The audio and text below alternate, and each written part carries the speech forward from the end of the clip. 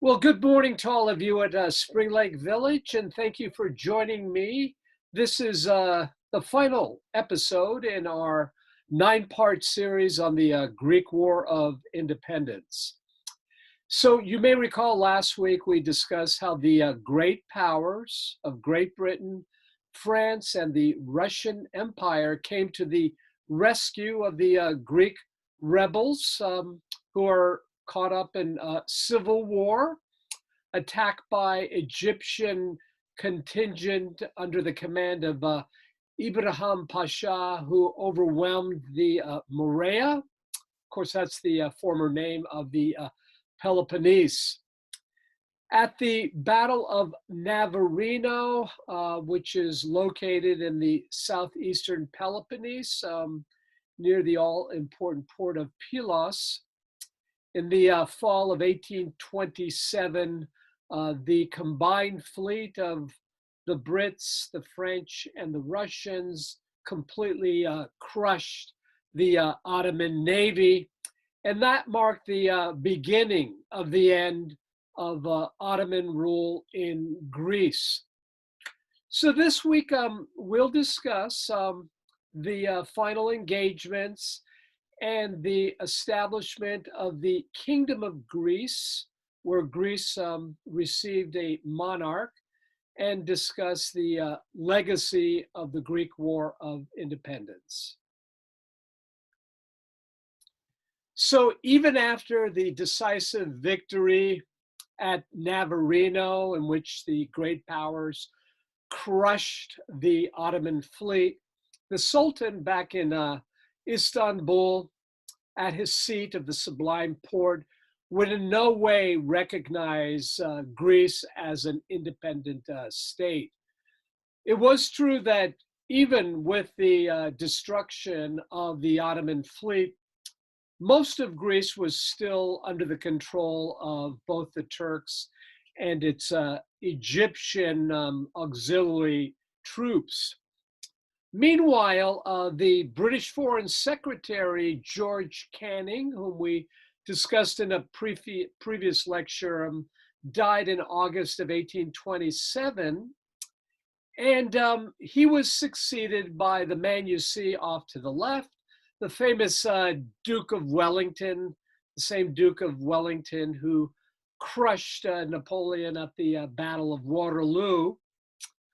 He was not in favor of an independent Greek state, so Britain once again withdrew its support for the idea of an independent state of Greece.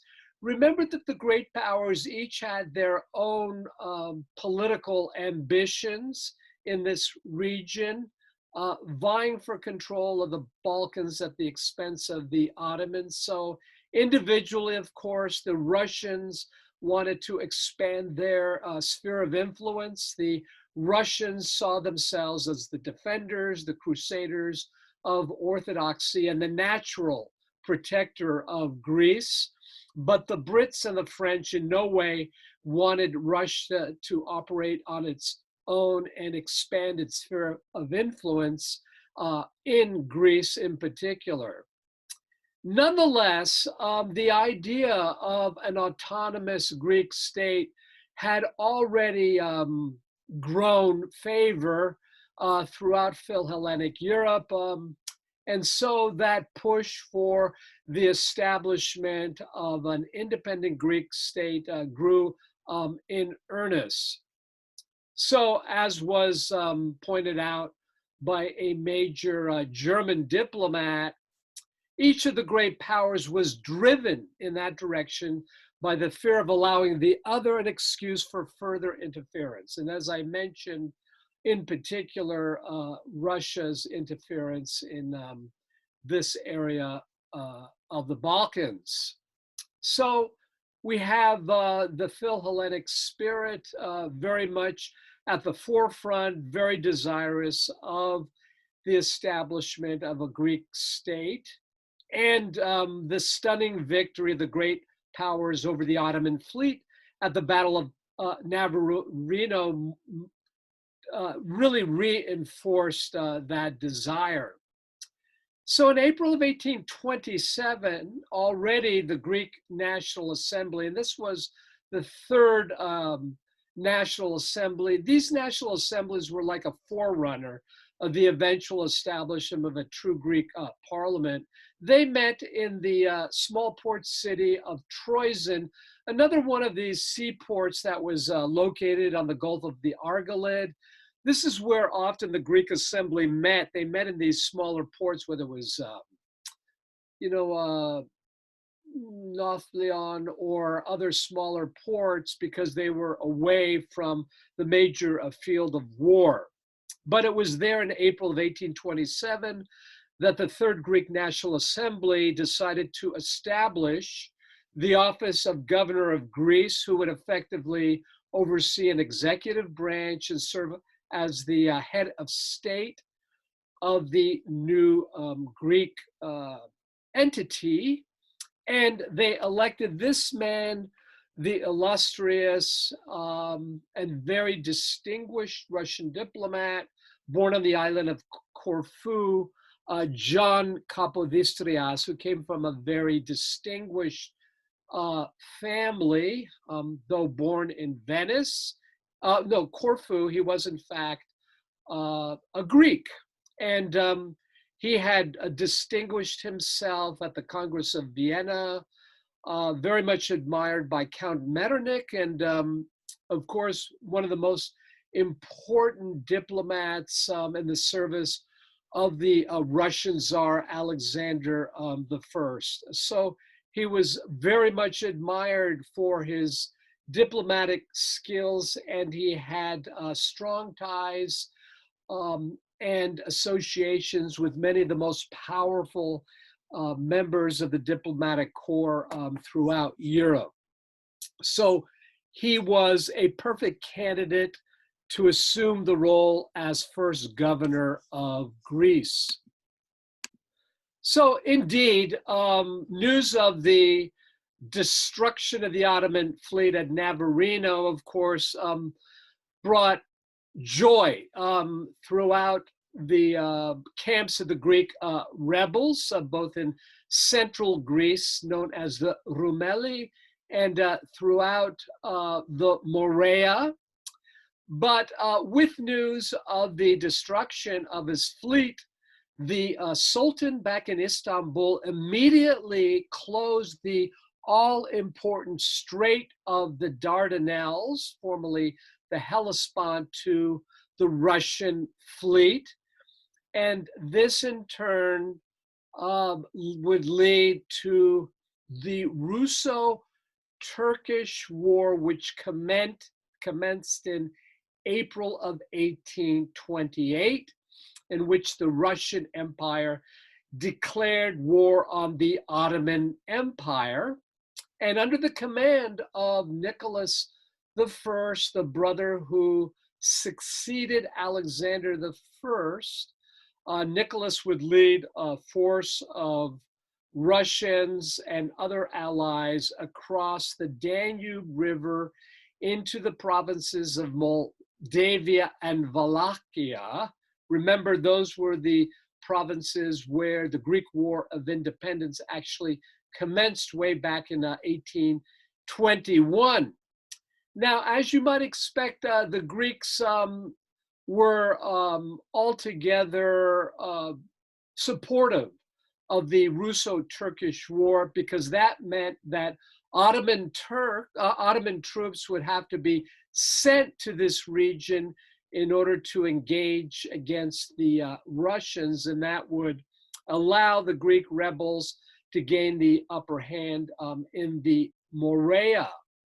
So Tsar Nicholas I would advance into the province of Drubia and begin the siege of some of the most important fortress towns in Bulgaria that were controlled by Ottoman garrisons, including the all-important fortress at Varna.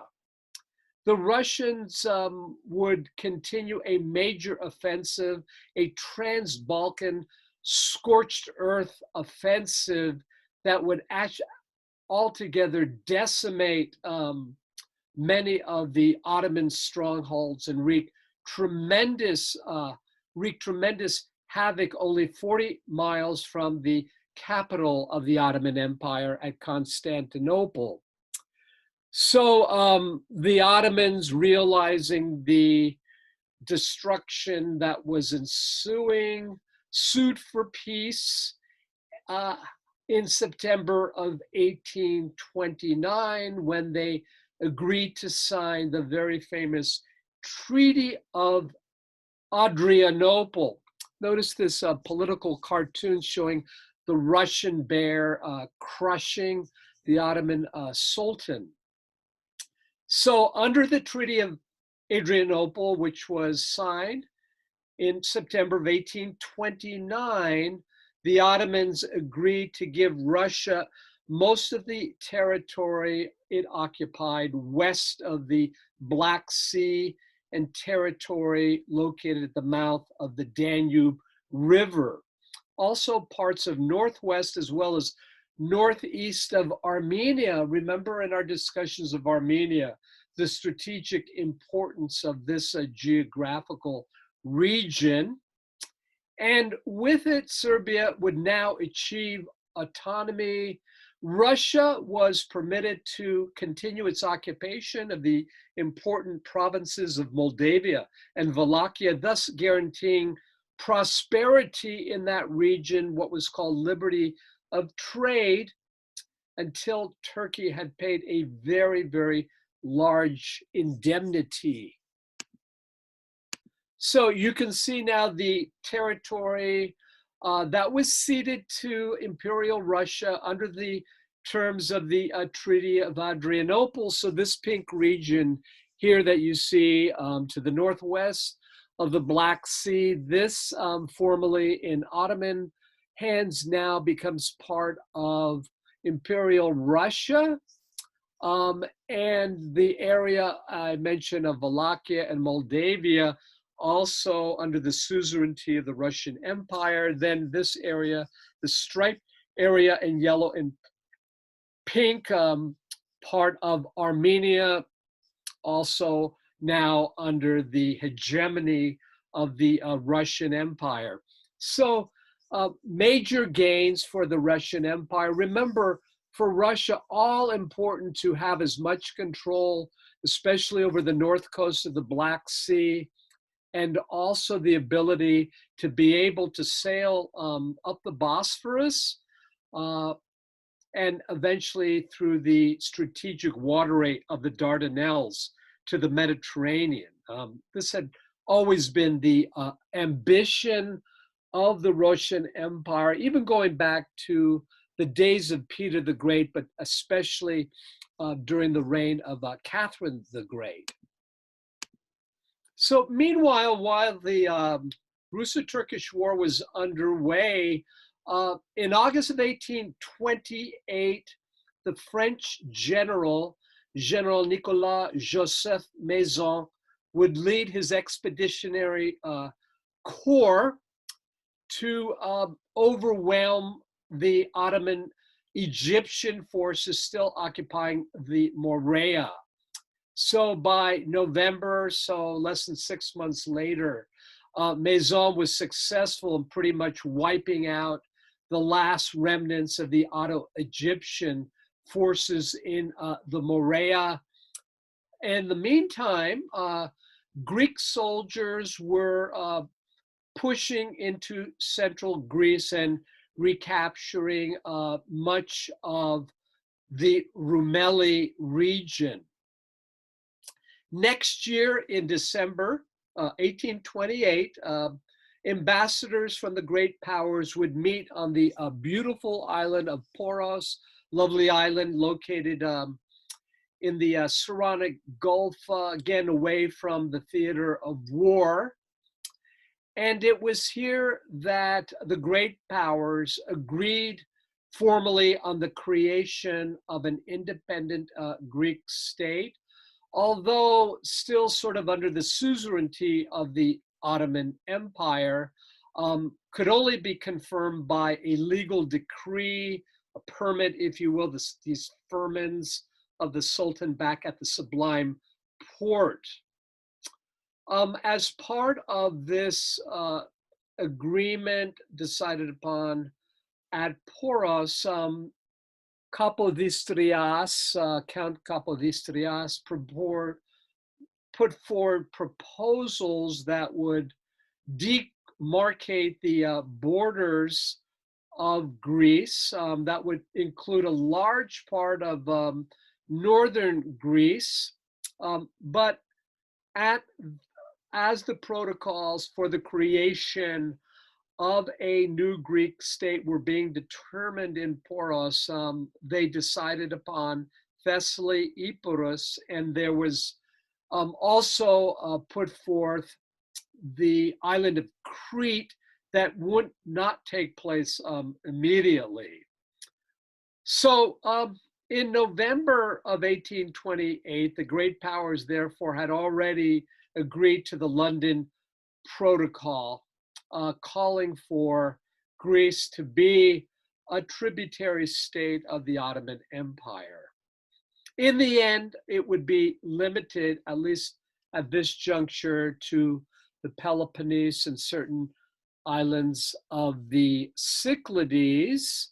But initially, the agreement was rejected by the Sultan back in Constantinople. So John Kapodistrias would be called upon as the first head of state under the new Hellenic state. He would be installed as Greece's first governor of Greece. And in the establishment of a military force that would serve in the Hellenic state, he installed 3 very capable men as commanders in chief. Sir Richard Church, remember, he was a very able British officer on the island of Zakynthos. You remember Kolokotronis had served under him. He was one of the most distinguished officers of the UK. He was selected, as was Demetrios Ypsilantis. Remember, the brother of Alexander Ypsilantis and the all-important role Ypsilantis played in the Peloponnese. And the brother of Kapodistrias, Augustinos, was also appointed as one of the commanders in chief. To run the navy, Andreas Meulis was selected.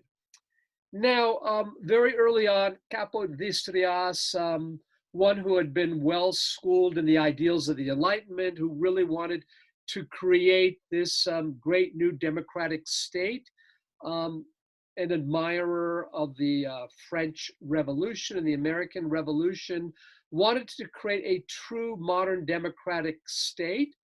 So he set about to establish important institutions in Greece, and first and foremost, the First National Bank of Greece. It was very important for Greece to have a very sound monetary system, one that could be modeled after banking institutions in Europe, and one in which letters of credit could be drawn up and coinage could be minted. And you see here in the lower right-hand corner, Greece's first coinage of the modern state of Greece, the phoenix. So this is a very valuable coin. Some of these come up at auction and they go for several $100,000. So he also set about to establish the first printing house on Aegina, a lovely island off the coast of Attica, which at that time would serve as the provisional capital of the new Hellenic state. And the first archaeological museum was also established there. But in 1829, Nafplion became the first real capital of Greece. And it was here where Kapodistrias would found the Hellenic Army Academy.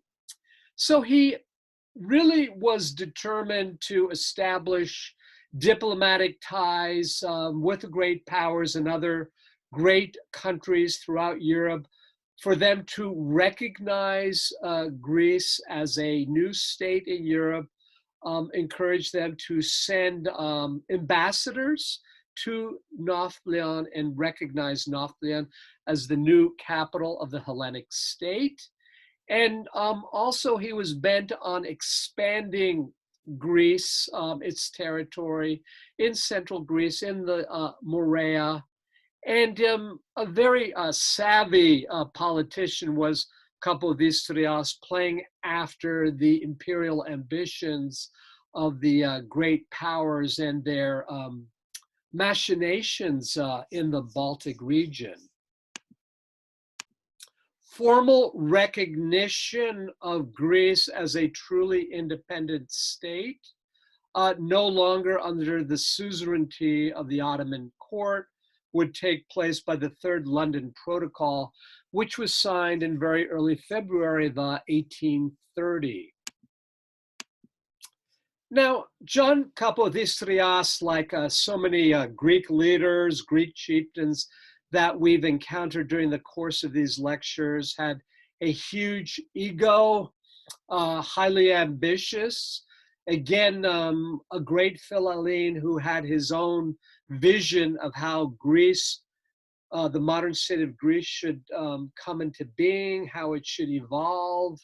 Again, he kind of had this lofty dream of the glory days of ancient Greece, but he did not have a lot of respect for the wild and rambunctious Greek chieftains like Kolokotronis, Makrianis, Papaflesas, etc.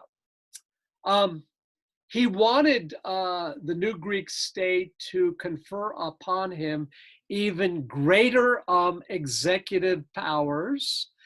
And while this was taking place within the Senate, he asked that the constitution of the new Greek state be suspended while he chose his own members. So that would be favorable and acquiesce to his demands. He believed that his course in driving the ship of state was the right one.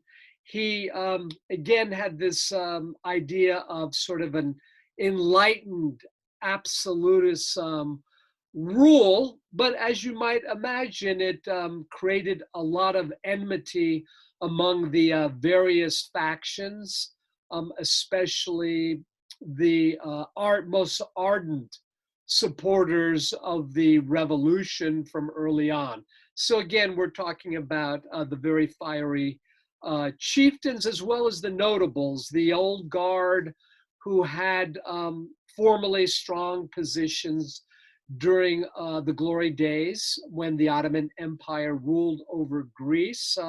Many were distrustful. They hated his opportunism and his heavy-handedness as the governor of Greece. Now, this, Greece was in a sorry state. It didn't have a modern infrastructure. There were no railroad lines. Of course, railroad lines were only just beginning to be developed as part of infrastructure in the rest of Europe. But he really was creating a new state from the ground up. Many of the cities of the Morea and Rumeli had been altogether destroyed, and so they had to be rebuilt. The economy was in ruins, even though there was a fleet. Remember, many of the Greek merchants and captains from Andros, from Hydra, from Aegina had become immensely wealthy, and they had been among the most prosperous and influential during the days of the Ottoman Empire. Nonetheless, their financial support had gone into the Greek effort, and they had supported, whether in cash or in the form of ships, the Greek cause from the very start. They wanted to play a leading role. Also, it was important to create a first-class educational system to make for a virtuous new citizenry in the emerging Greek state. The Greeks had to become literate, and so he set about to establish schools, many schools throughout the prefectures and all the cities, many schools many of which were modeled after German schools. Also important to rehabilitate the farmers and agriculture, which had been a mainstay of Greece. Strong financial incentives to restart farming. Also introduction of various new crops like the potato, for example, and subsidizing shipping, the establishment of new shipyards, especially on islands like Spetses, the Sporadis, Hydra, etc. And also an overhaul of the judicial and public administration system, the institution of a new code of civil procedure, the establishment of judiciaries and seats of the prefectures, local courts, courts of appeal, etc. So you can see, he had this lofty vision, transformation of a poor country into a true European nation. And unfortunately, in the area of finance, it was very difficult to secure loans from foreign banks.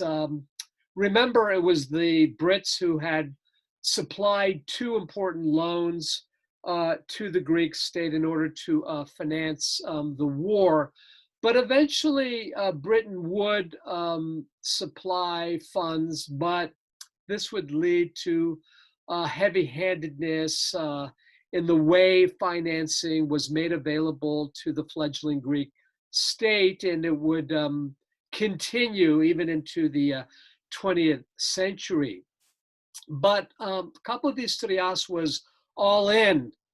He even used his own private fortune in order to provide funds where necessary, paying even the salaries of state officials.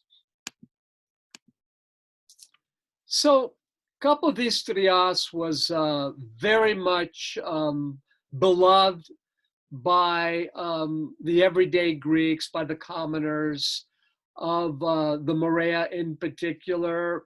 The citizenry saw him as something of a savior, saw him making great efforts in his desire to create the modern state of Greece.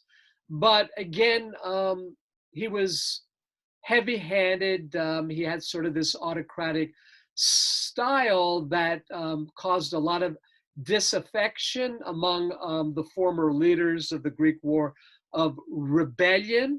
So in particular, the cleft leaders, as well as the former Christian Orthodox power brokers who had ruled Greece when the Ottomans had control over Greece. These were, in Turkish, the Kajabashi. The Kajabashi were the former power brokers who had enormous power under the Ottoman Turks.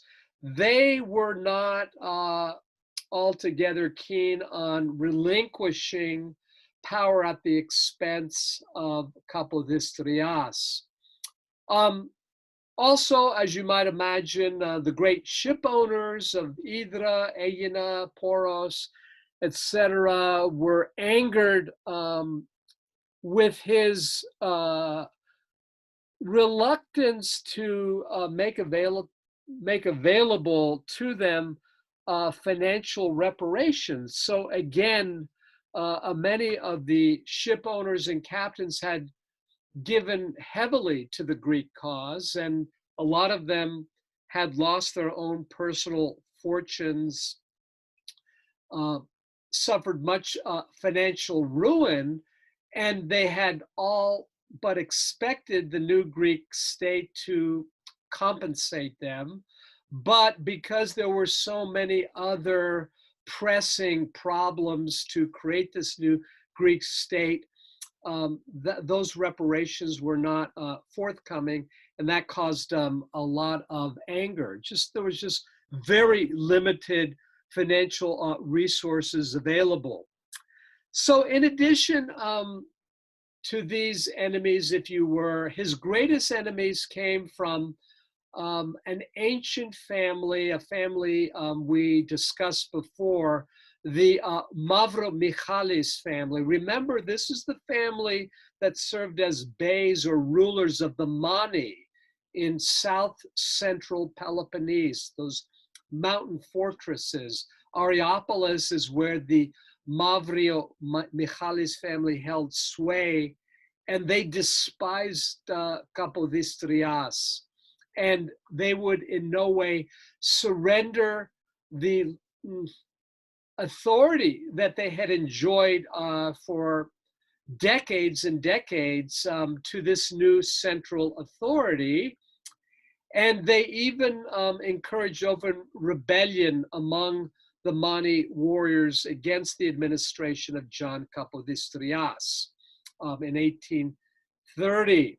So Kapodistrias was forced to arrest and then imprison many of the clan members of the Mavromichalis, and this did nothing but cause even greater enmity among the Mavromichalis. And in September of 1831, while Kapodistrias was in Nafplion on his way to Sunday liturgy, he was assassinated by two members of the Mavromichalis clan. And this is a painting showing his assassination at the hands of the assassin. He was stabbed to death.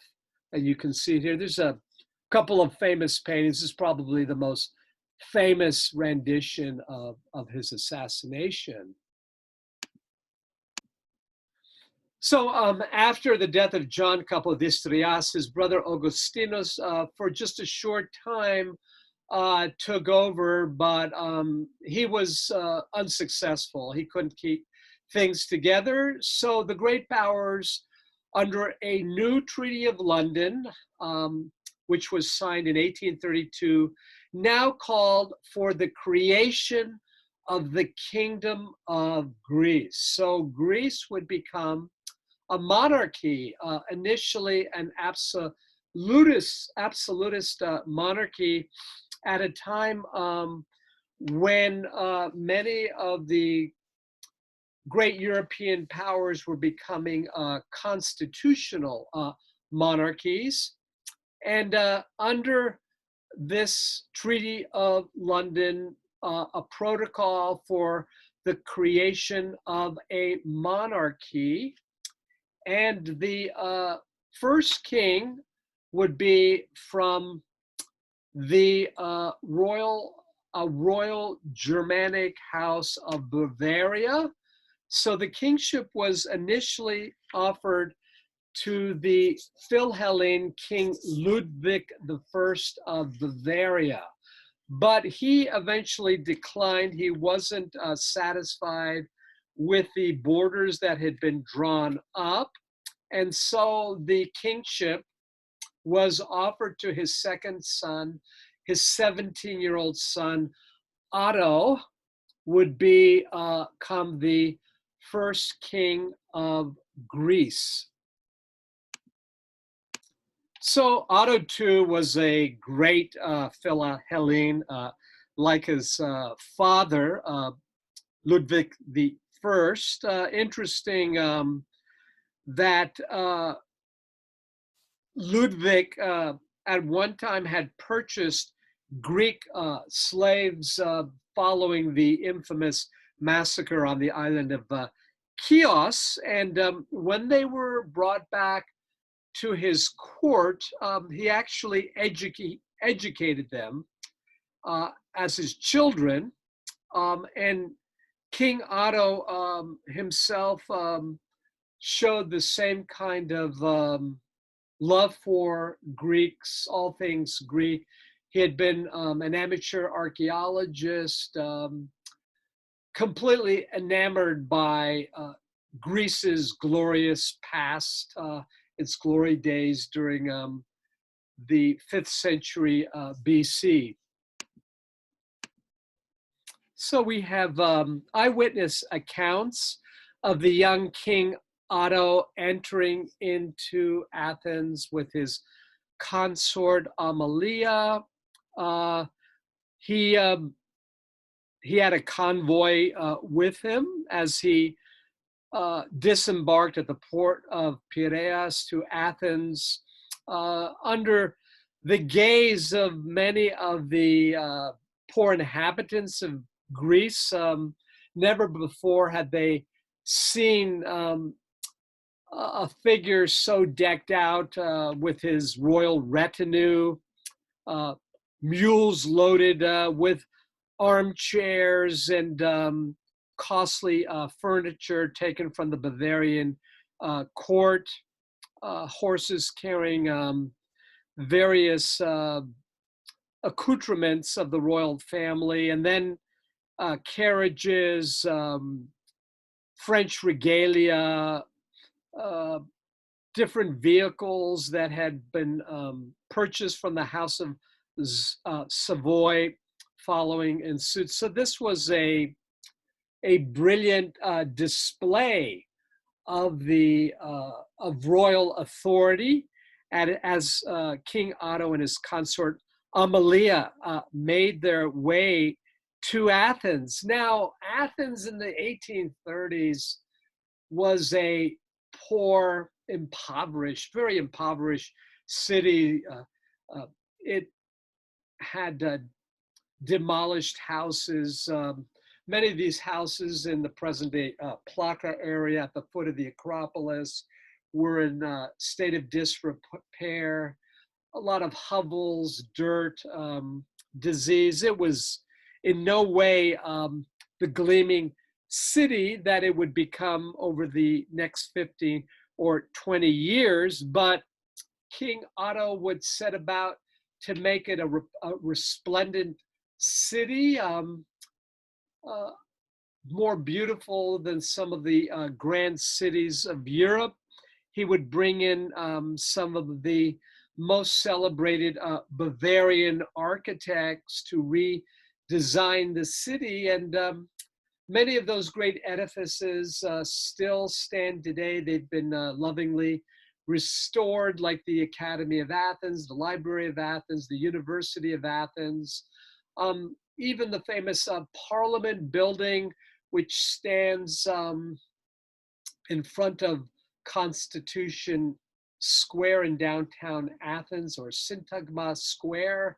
That became the royal palace of King Otto and his successors. Today, of course, it's the Parliament building, in front of which the Evzons, the military soldiers in their beautiful flowing fustanella do the changing of the guard. But again, when he entered into Athens, it was a very sad city, not the kind of place where you would think the new capital of modern Athens would be located.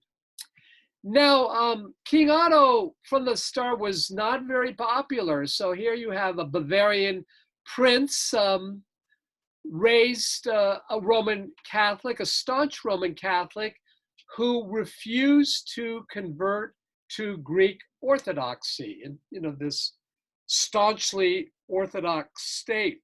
His successors would, but not young Otto.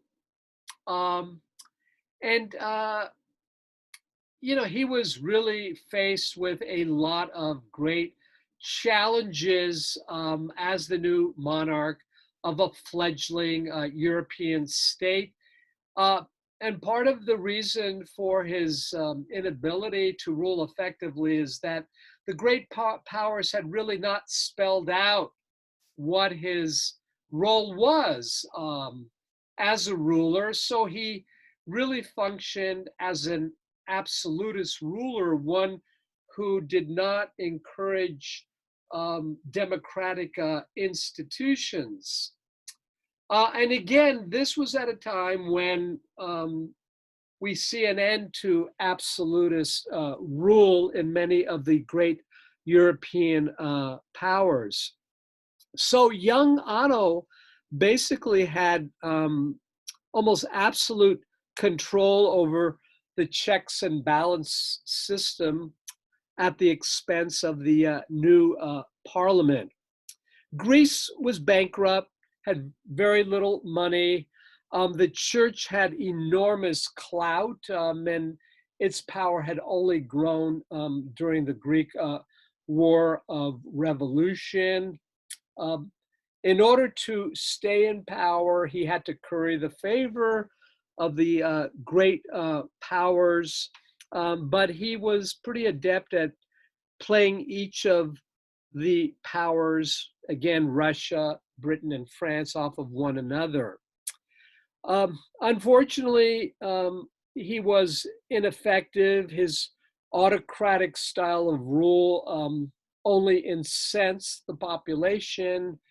And in 1843, an armed insurrection forced his hand to draft a constitution that created a true constitutional monarchy, very much modeled after the British constitutional monarchy. Despite his agreement to this constitution in 1843, he was eventually deposed as monarch. So time does not permit us to discuss the subsequent growth of the new Hellenic state, now a constitutional monarchy. It came in fits and starts. Not easy to guide the ship of state. Greece would not have an easy time of it for decades to come.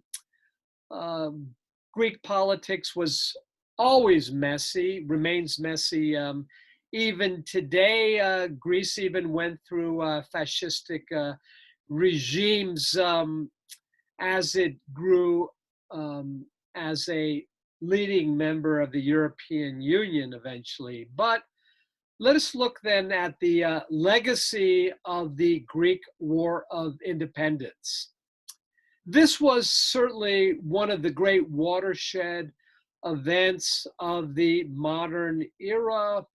In the 19th century, the idea of a small, poor nation to be successful in achieving liberation against a mighty empire, the last great Muslim empire to rule, the Ottomans, was no small feat. So Greece, a Orthodox Christian nation, poor, small, successfully emerged triumphant over the Ottoman Empire. Again, it would not have happened had it not been with the support of the great powers. But Greece did become an independent state no longer under the hegemony of the Ottomans. And this inspired other subject states of the Ottoman Empire to rise up against the Turks and to achieve independence in their own right. This included the Serbs, the Bulgars, the Romanians, and last of all, the Arabs in the lead up to World War I and during World War I. We think again of Lawrence of Arabia and his campaigns to crush Ottoman suzerainty control over the disparate Arab tribes of the Arabian Peninsula and in the Levant. But for the Greeks, in terms of ongoing support, the great powers remain very self-serving. As I mentioned last week, realpolitik. Each of these powerful nations had their own ambitions. They engaged in adventurism, attempts to ingratiate themselves and exert power over the fledgling Greek state. And Greece was never really allowed to determine its destiny freely. So the French, the Brits, and the Russians all would be heavy-handed in the way they allowed Greece to move forward. But the Greeks would be successful in expanding the Greek frontiers. The unification of Greece, called Enosis, Enosis, would result in greater territorial enlargement of modern Greece. This would include Macedonia, Crete, Epirus, and many of the important islands of the Aegean, in particular, the string of islands near the Turkish coast, the Dodecanese, including the island of Samos. And, when my grandmother was born, her island was still under Turkish occupation, not until just a few years before the outbreak of World War I would Samos and other neighboring islands become part of Greater Greece. Greece would become eventually a very prosperous nation, largely because of its successful merchant fleet. Even today, Greek shipping and commerce is the envy of the world. One should also remember that despite this realization, this remarkable victory over the Ottoman Empire, becoming an independent state, one would have thought that Greece, inspired by the French and the American Revolution, would call for a society, a country based on democratic ideals. As we saw, Greece would not achieve many of those noble democratic institutions because it first began as an absolutist monarchy. And as I mentioned, it even toyed around with fascistic regimes. But eventually, Greece would emerge as an important democratic country within the greater European Union. And despite the fact that Greece's politics still remain turbulent, it truly embraces the noblest ideals of the Philhellenes and the loftiest ambitions of the members of the Filiki Eteria, that society that from the start envisioned a Greece liberated from Turkish oppression, a Greece that would once again echo the glorious democratic ideals of ancient Greece in the form of the new Hellenic Republic of Greece. So I hope you enjoyed our 9-part series on Greece. We could have dug deeper, talked about some of the other theaters of war, but I hope I gave you most of the important high points, most of the important historical events that took place during the Greek War of Independence from 1821 to 1832. Now, next week, altogether different series of lectures for the month of May. For the month of May, in honor of the Heritage Month, in honor of Jewish Americans, we're going to be discussing the early days of Hollywood and how Jewish refugees, and especially the first generation of Jewish refugees from the Russian Empire and from Eastern Europe, how their children, their sons, became so influential in the establishment of Tinseltown. So I do hope you'll join me for the month of May, again in honor of Jewish American Heritage Month, our new lecture series entitled From Shtetl to Tinseltown, the Jewish Pioneers of Hollywood.